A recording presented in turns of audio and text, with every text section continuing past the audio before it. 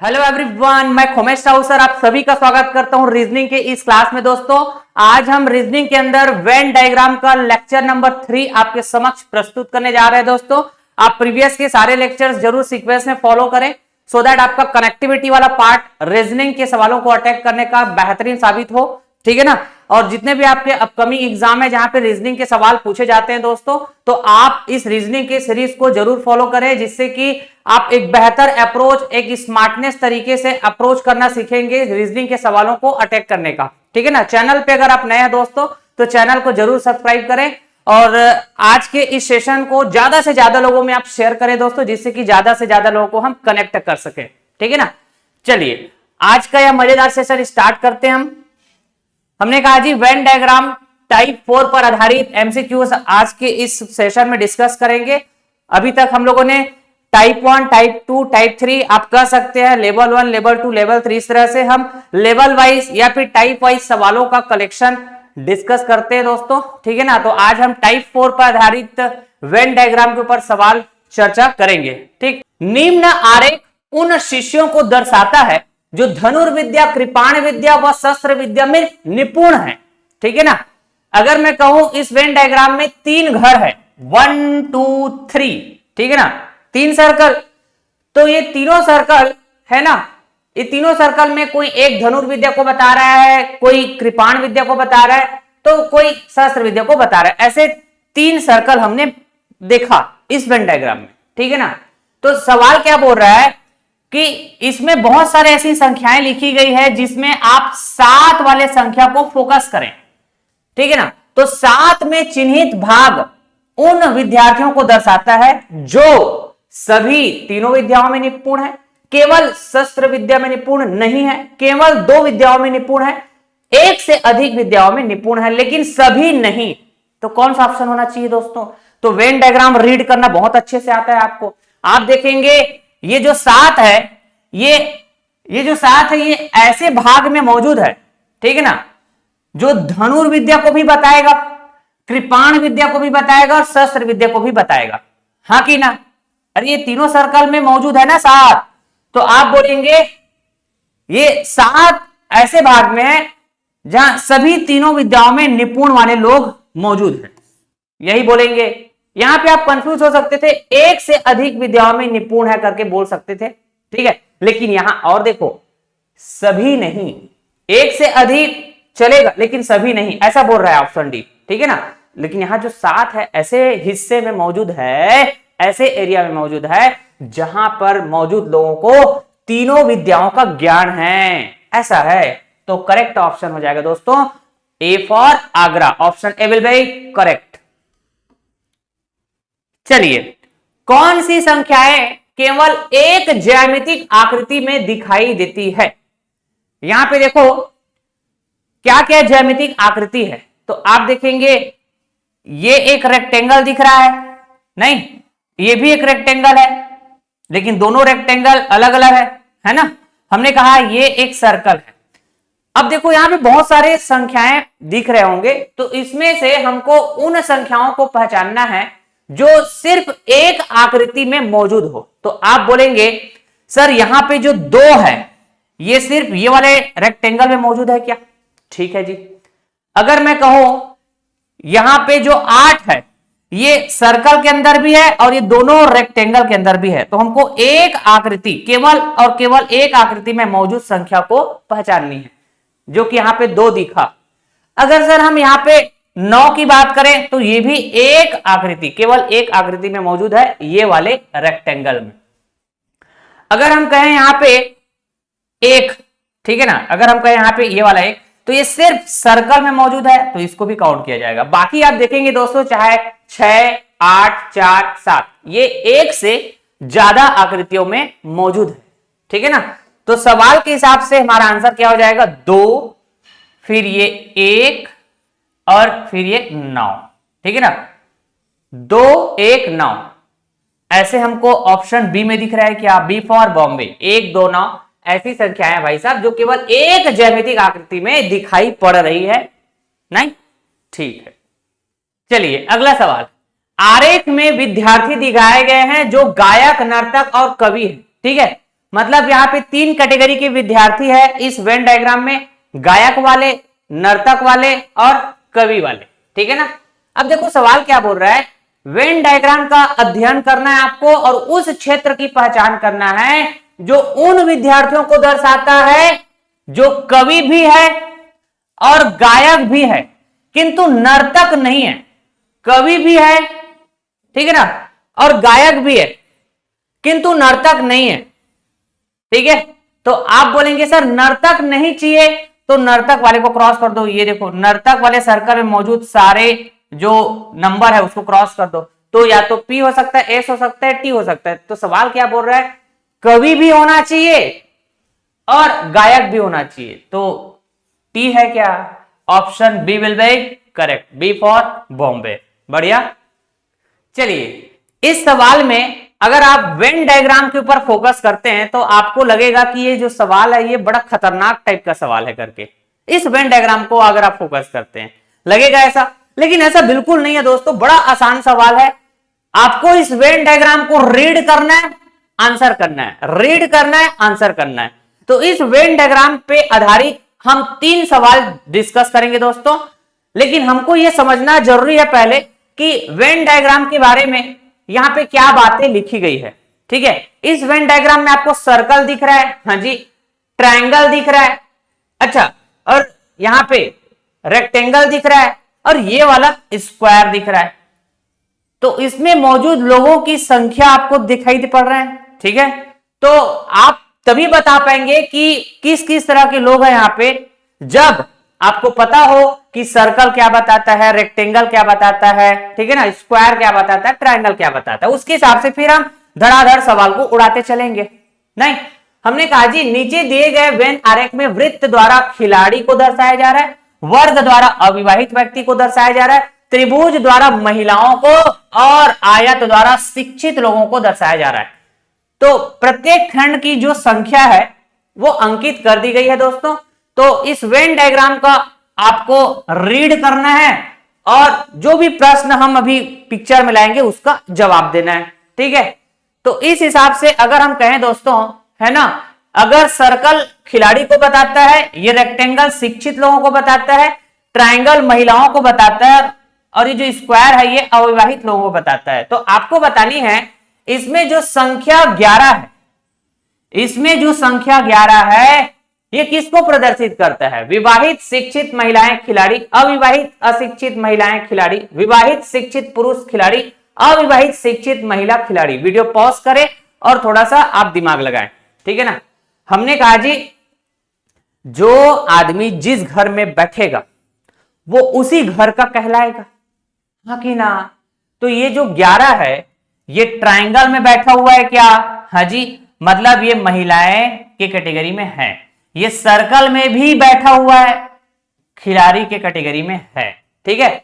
हमने कहा जी अविवाहित वाले घर में भी बैठा हुआ है, मतलब स्क्वायर वाले घर में, इसका मतलब ये अविवाहित के कैटेगरी में भी है। हमने कहा जी ये तो इस रेक्टेंगल के अंदर भी है, मतलब शिक्षित वाले कैटेगरी में भी है, मतलब ये सभी घर में बैठा हुआ है सर, ठीक है। तो यहां पे 4 कैटेगरी थे, शिक्षित, महिलाएं, अविवाहित, खिलाड़ी, तो चारों कैटेगरी हमारा आंसर हो जाएगा दोस्तों। तो ऐसा कौन सा ऑप्शन में चारों कैटेगरी लिखा हुआ है, आप कहेंगे अविवाहित, यस, शिक्षित, यस, महिला, यस, खिलाड़ी। तो आपने कहा जी option D will be correct, D for Delhi. अब इसी वेन डायग्राम पे आधारित अगला सवाल, ठीक है ना, आपको यहां पे देखना है कि संख्या 15 कहां पे है, ये है सर, ये संख्या 15 है, ठीक है ना। ये किसको प्रदर्शित कर रहा है, तो जो आदमी जिस घर में बैठेगा वो उसी कैटेगरी का कहलाएगा, यही बात है। अच्छा, तो खिलाड़ी वाले कैटेगरी में बैठा हुआ है क्या। अच्छा, आपको ना एक और मैं अप्रोच बताता हूं, अगर आप उस तरह से सोचेंगे तो और फास्ट मूड में आंसर कर पाएंगे। ये कौन से घर में नहीं बैठा है पहले ये चेक करो, ठीक है ना। तो आप देखेंगे ये ना सर, ये रेक्टेंगल वाले घर में नहीं बैठा हुआ है, नहीं बैठा है ना। और ये रेक्टेंगल किसको बता रहा है, शिक्षित को बता रहा है। देखो ना रेक्टेंगल से बाहर है ना, इसका मतलब ये 15 ऐसे लोग हैं जो शिक्षित वाले कैटेगरी में नहीं है। तो जिस ऑप्शन में शिक्षित दिख रहा होगा, ये देखो यहां पे, ये तो बिल्कुल नहीं हो सकता। अच्छा, यहां पे शिक्षित दिख रहा है, ये सी भी नहीं हो सकता। और देखो यहां पे अशिक्षित कैटेगरी है क्या कहीं पे? नहीं, तो बेवजह का अशिक्षित कहां से आ जाएगा? नहीं भाई साहब, बी भी नहीं हो सकता। तो एक ही ऑप्शन तो दिख रहा है, ऑप्शन डी फॉर दिल्ली, ऐसे। ठीक है, तो यहां पे 15 ऐसे लोग हैं दोस्तों जो आप चेक कर सकते हैं। 15 ऐसे लोग खिलाड़ी है, हाँ जी, अविवाहित है, हाँ बिल्कुल, महिला भी है, हाँ बिल्कुल। तो इस तरह से हमने वेरीफाई भी कर लिया। ठीक है ना। अगला सवाल, आपको सेम वेन डायग्राम का इस्तेमाल करना है और ये चेक करना है कि जो संख्या 8 है, कहां पे है संख्या 8? ये किसको प्रदर्शित करता है? तो हमने अभी थोड़ी देर पहले बताया था, आप थोड़ा इस तरह से भी सोचिए कि ये किस घर में मौजूद नहीं है। तो आपने कहा सर ये ना ट्रायंगल वाले घर में मौजूद नहीं है, ट्रायंगल वाले घर में मौजूद नहीं है। तो इसका मतलब ये हुआ सर कि ये 8 लोग महिला वाले कैटेगरी में नहीं आएंगे। तो जहां जहां महिला लिखा होगा ऑप्शन में, वो तो वैसे भी खत्म हो जाएगा। कर दिया, ऐसे ऑप्शन हो ही नहीं सकता करेक्ट जहां पे महिलाएं लिखे हो। ठीक है ना, क्योंकि 8 महिला वाले कैटेगरी में नहीं आता, नहीं आ रहा है ना, देखो ना। अच्छा, तो एक ही ऑप्शन तो रह गया, ऑप्शन डी, अविवाहित है, शिक्षित है, खिलाड़ी है। चेक करके देखें, ये जो 8 है, अविवाहित है, अच्छा, शिक्षित भी है और ये खिलाड़ी भी है। समझ गए बात? जो आदमी जिस घर में जाके बैठेगा दोस्तों, वो उसी कैटेगरी का कहलाएगा। तो आज के सवालों का कलेक्शन थोड़ा हम आसान रखे थे दोस्तों। देखिए दोस्तों, इस सवाल को बड़ा ध्यानपूर्वक रीड करने की जरूरत है। आज की सेशन का लास्ट सवाल और थोड़ा अच्छे लेवल का सवाल है। अच्छे लेवल का इसलिए है क्योंकि इसमें शब्दों का खेल है। शब्दों को आप बड़े ध्यानपूर्वक रीड नहीं किए तो हो सकता है आप गलत ऑप्शन की तरफ अप्रोच कर जाए। ठीक है, हमने कहा जी ध्यानपूर्वक रीड करेंगे सवाल को। 1000 व्यक्तियों के प्रतिदर्श में उनके अंग्रेजी, फ्रांसीसी और जर्मन भाषाओं के ज्ञान के बारे में सर्वेक्षण किया गया। ठीक है, सर्वे किया गया। सर्वेक्षण के परिणाम में निम्न वेन डायग्राम में दिए गए। ठीक है, सर्वेक्षण के दौरान जो भी परिणाम आया कि 1000 लोगों में ऐसे कितने लोग हैं जो जर्मन भाषा बोलते होंगे, सिर्फ जर्मन भाषा, तो 170 लोग। ठीक है, सिर्फ फ्रांसीसी भाषा बोलते होंगे 180 लोग, सिर्फ अंग्रेजी भाषा बोलते होंगे तो 200 लोग, ऐसे। ठीक है, हो सकता है कि 1000 में कुछ ऐसे भी लोग होंगे जो जर्मन फ्रांसीसी दोनों बोलते होंगे, जो जर्मन अंग्रेजी दोनों बोलते होंगे। ठीक है ना, जो फ्रांसीसी और अंग्रेजी भाषा दोनों बोलते होंगे। अग्री करेंगे? हो सकता है कि कुछ लोग ऐसे हो 1000 में जो तीनों भाषाओं का ज्ञान रखते हो। तो ऐसा कौन सा संख्या दिख रहा है जो तीनों भाषाओं के अंदर है? आप बोलेंगे 175। अग्री करेंगे? तो इसको ध्यान रखेंगे, तीनों भाषाओं का ज्ञान रखने वाले लोग यहां कितने हैं? 175। ठीक है ना। अब देखना, यहां पे बोला गया है उन व्यक्तियों की संख्या, है ना, उन व्यक्तियों की संख्या जो इन तीनों भाषाओं में से किसी को भी नहीं जानते। पहली बात, उन व्यक्तियों की संख्या के साथ हमको अनुपात बता देना है जो इन तीनों भाषाओं को जानते हैं। ठीक है, मतलब यहां पे क्या बोलना चाह रहे हैं दोस्तों? 3 भाषाएं। क्या क्या है दोस्तों? आपने कहा जी 3 भाषाएं हैं, जर्मन, फ्रांसीसी, अंग्रेजी। ठीक है, तो इसमें 2 बातें हैं और उन दोनों बातों के बीच रेशियो बतानी है। कौन कौन से 2 बातें? उन व्यक्तियों की संख्या जो इन तीनों भाषाओं में से किसी को भी नहीं जानते, किसी को भी नहीं जानते, तीनों भाषाओं में कोई भी भाषा नहीं जानते। ठीक है, और इसके साथ हमको रेशियो पता करना है, अनुपात पता करना है उन व्यक्तियों की संख्या का जो इन तीनों भाषाओं को जानते हैं, जो इन तीनों भाषाओं को जानते हैं। तो तीनों भाषाओं को जानने वाले लोग 175 है क्या? ये तो हमने पता कर लिया है, 175। अगर हमको उन लोगों की संख्या यहां पे पता चल जाए जो तीनों भाषाओं में से एक भी भाषा का ज्ञान नहीं रखते, तो बात बन गया, बात बन गया। ठीक है, तो मैंने कहा जी आप ना ये सब को ऐड करो, सबको ऐड करो, मतलब इस वेन डायग्राम में मौजूद सारे संख्याओं को ऐड करो। ऐसा क्यों सर? इससे क्या पता चलेगा, ऐड करने के बाद जो भी परिणाम आएगा ना, वो क्या बताएगा कि कोई ना कोई भाषा जानते हैं ऐसे लोग हैं, ये टोटल यही बोलेंगे। अगर इसको हम माइनस कर देंगे 1000 से, तो जो परिणाम आएगा वो क्या हो जाएगा, कोई भी भाषा को नहीं जानते ऐसे लोग। नहीं एग्री किए? हमने कहा जी ये डायग्राम में मौजूद जो लोग हैं ये सर्वेक्षण से पता किए गए लोग हैं, ठीक है, जिनको भाषा का ज्ञान है। किसी को एक भाषा का ज्ञान है, किसी को 2 भाषा का ज्ञान है, किसी को 3 भाषा का ज्ञान है। मतलब भाषाओं का ज्ञान होने वाले लोगों की संख्या है ना, उसको टोटल करो पहले, ठीक है, टोटल करेंगे। तो हमने कहा सर इस तरह से टोटल करते हैं यार, 170 है ताकि कोई मिसिंग ना हो, 105 है, 180 है, ठीक है, फिर 175, 85, 175, 85, 78, 200, 78 और ये 200, 200, ठीक। ये सब को क्या करना है, मुझे ऐड करना है। देखिए जरा क्या आता है। आपने कहा जी 5 5 10, 5 15, 15 और 8 23, फिर 8 7 15, 15 7 22, 22 8 30, 30 7 37 और 2 कैरी गया था 39, 3 कैरी जाएगा, 1 और 1 2, 2 और 1 3, 1 4, 4 2 6, 6 और 3 9, 993। 993 ऐसे लोग हैं दोस्तों जिसको किसी न किसी भाषा का ज्ञान है। हो सकता है कुछ को 1 का ज्ञान है, कुछ को 2 का ज्ञान है, तो कुछ को 3 का ज्ञान है। भाषा का ज्ञान तो है, लेकिन सर्वेक्षण में टोटल कितने लोग थे, 1000। तो 1000 में हमने कहा जी 1000 में